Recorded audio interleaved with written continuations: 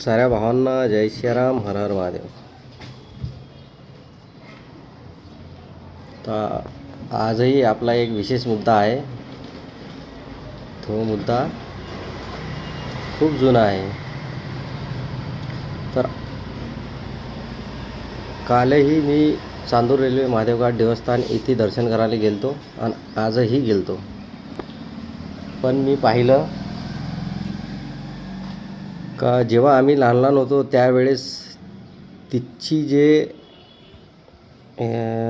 तिथची जी सुंदरता, तिथची जी रौनक होती हे आता तशी राहिली नाही आहे.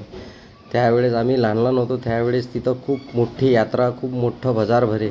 पण आता तर अशी परिस्थिती झाली आहे तिथं का तुम्हाला 2-4ही दुकान खूप मोठ्या मुश्किलनं पाहायला भेटणार आहे. आणि त्या मंदिराची सर्वात मोठी शोभा ते यात्राच होती, जी आता तिथं राहिली नाही आहे.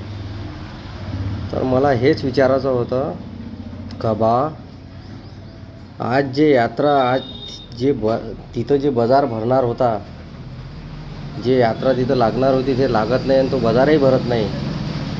तर याचा जिम्मेदार कोण आहे?